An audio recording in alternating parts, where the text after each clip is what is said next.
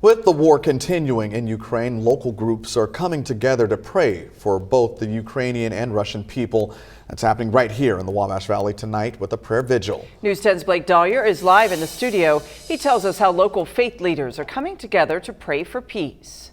Patrice Rondrell, just a few hours ago, a prayer vigil wrapped up at the Church of Immaculate Conception. That's at St. Mary of the Woods College, and local faith leaders say they hope to bring people together from all faiths to pray for the situation in Ukraine. The pianos played, people sang,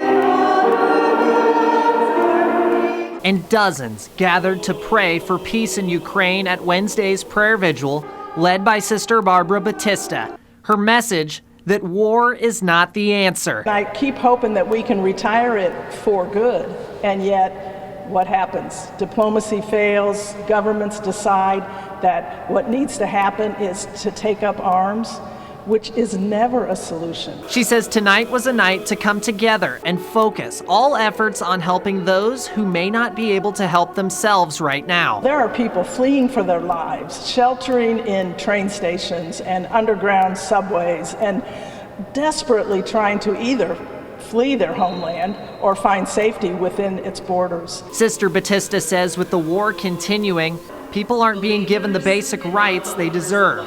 She hopes things can change as quickly as possible, and she also hopes to send a message to bring peace for good. Everyone deserves dignity and respect. All life is precious, and we need to do whatever we can to say to the world, stop the violence, say no to war. And with that message of peace, Sister Batista says she hopes events like tonight's prayer vigil can send an even stronger message to the Russian government. This is not to be tolerated. We cannot stand by and let that government inflict such harm on people.